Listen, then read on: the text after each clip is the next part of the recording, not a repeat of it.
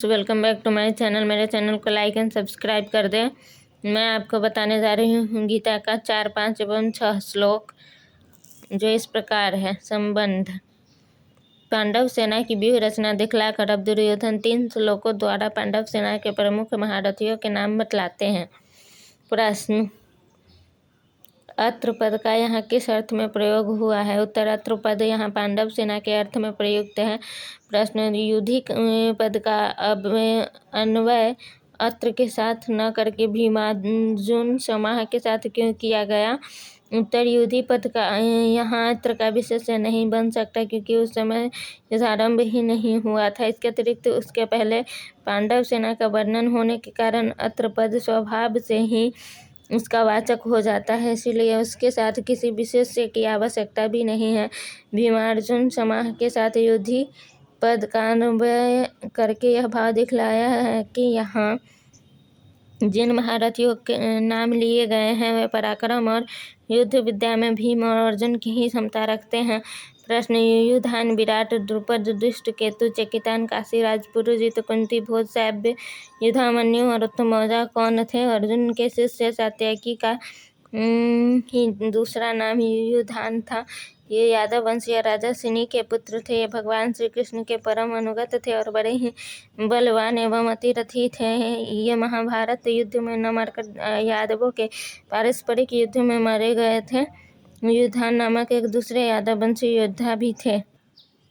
विराट मत्स्य देश के धार्मिक राजा थे। पांडवों ने 1 वर्ष इनके यहाँ अज्ञातवास किया था। इनकी पुत्री उत्तरा का विवाह अर्जुन के पुत्र अभिमन्यु के साथ हुआ था।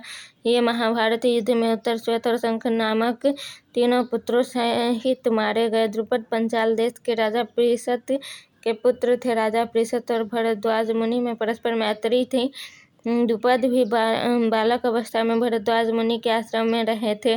उससे भरद्वाज के पुत्र द्रोण के साथ इनकी भी मित्रता हो गई थी। पृषद के परमलोक गमन के पश्चात द्रुपद राजा हुए। तब एक दिन द्रोण ने इनके पास जाकर इन्हें अपना मित्र कहा। द्रुपद को यह बात बुरी लगी। तब द्रोण मन में क्षुब्ध होकर चले गए। द्रोण ने कौरवों और पांडवों को अस्त्र विद्या की शिक्षा देकर गुरु दक्षिणा में अर्जुन के द्वारा द्रुपद को पराजित कराकर अपने अपमान का बदला चुकाया और उनका आधा राज्य ले लिया।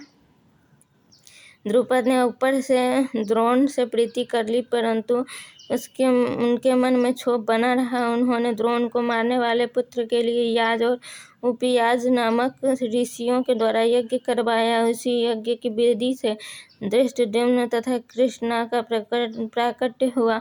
यही कृष्णा द्रौपदी या यज्ञसेनी के नाम से प्रसिद्ध है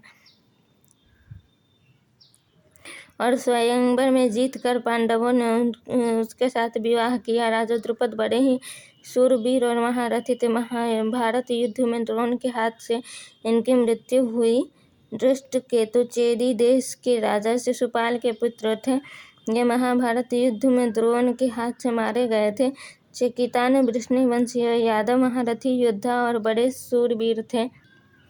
पांडवों की 7 अक्षौहिणी सेना के 7 सेनापतियों में से एक थे। ये महाभारत युद्ध में दुर्योधन के हाथ से मारे गए। काशीराज काशी के राजा थे। ये बड़े ही वीर और महारथी थे। इनके नाम का ठीक पता नहीं लगता। काशीराज का नाम सेना बिंदु और क्रोधहंता बतलाया गया है। कर्ण पर्व अध्याय 6 में जहाँ काशीराज के मारे जाने का वर्णन है, वहाँ उनका नाम अभिभू बतलाया गया है। पुरुजित और कुंती भोज दोनों कुंती के भाई थे और युधिष्ठिर आदि के मामा होते थे। ये दोनों ही महाभारत युद्ध में द्रोणाचार्य के हाथ से मारे गए। सैव्य धर्मराज युधिष्ठिर के ससुर थे। इनकी कन्या देविका से युधिष्ठिर का विवाह हुआ था। ये मनुष्यों में श्रेष्ठ, बड़े बलवान और वीर योद्धा थे, इसीलिए इन्हें नरपुंगव कहा गया है। युधामन्यु और उत्तमौजा दोनों भाई पंचाल देशीय राजकुमार थे। पहले अर्जुन के रथ के पहियों की रक्षा करने पर इन्हें नियुक्त किया गया था। ये दोनों ही बड़े भारी पराक्रमी और बल संपन्न वीर थे, इसीलिए उनके साथ क्रमशः विक्रांत और वीर्यवान 2 विशेषण जोड़े गए हैं। ये दोनों रात को सोते समय अश्वत्थामा के हाथ से मारे गए। अभिमन्यु कौन थे? अर्जुन ने भगवान श्री कृष्ण की बहन सुभद्रा से विवाह किया था। उन्हीं के गर्भ से अभिमन्यु उत्पन्न हुए थे। मत्स्य देश के राजा विराट की कन्या उत्तरा से इनका विवाह हुआ था। इन्होंने अपने पिता अर्जुन से और प्रद्युम्न से अस्त्र शिक्षा प्राप्त की थी। ये साधारण वीर थे। महाभारत युद्ध में द्रोणाचार्य ने एक दिन चक्रव्यूह की ऐसी रचना की कि पांडव पक्ष के युधिष्ठिर, भीम, नकुल, सहदेव, विराट, द्रुपद, धृष्टद्युम्न आदि कोई भी वीर उसमें प्रवेश नहीं कर सके। जयद्रथ ने सबको परास्त कर दिया। अर्जुन दूसरी ओर युद्ध में लगे थे। उस दिन वीर युवक अभिमन्यु अकेले ही उस व्यूह में भेद कर उसमें घुस गए और असंख्य वीरों का संहार करके अपने असाधारण शौर्य का परिचय दिया। द्रोण, कृपाचार्य, कर्ण, अश्वत्थामा, बृहद्बल और कृतवर्मा इन 6 महारथियों ने मिलकर अन्यायपूर्वक इन्हें घेर लिया। उस अवस्था में भी इन्होंने अकेले ही बहुत से वीरों का संहार किया। अंत में दुशासन के लड़के ने इनके सिर पर गदा का बड़े जोर से प्रहार किया, जिससे इनकी मृत्यु हो गई। राजा परीक्षित इन्हीं के पुत्र थे।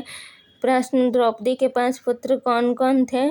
अर्थात प्रीति, विंध्य, असूत, सोम, श्रुत, कर्मा, शतानिक और श्रुतसेन। ये 5 क्रमशः युधिष्ठिर, भीमसेन, अर्जुन, नकुल, सहदेव के औरस और द्रौपदी के गर्भ से उत्पन्न हुए थे। उनको रात्रि के समय अश्वत्थामा ने मार डाला था। प्रश्न: सर्वे एव महारथाः, इस कथन का क्या भाव है? उत्तर: शास्त्र और शस्त्र विद्या में अत्यंत निपुण उस असाधारण वीर को महारथी कहते हैं जो अकेला ही 10,000 धनुर्धारी योद्धाओं का युद्ध में संचालन करता हो।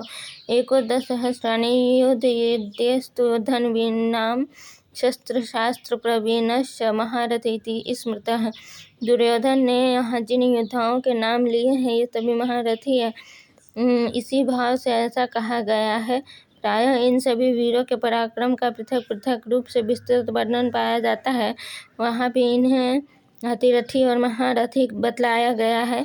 इसके अतिरिक्त पांडव सेना में और भी बहुत से महारथी थे, उनके भी नाम वहाँ बतलाए गए हैं। यहाँ सर्वेपक्ष दुर्योधन का कथन अब उन सब के लिए भी समझ लेना चाहिए।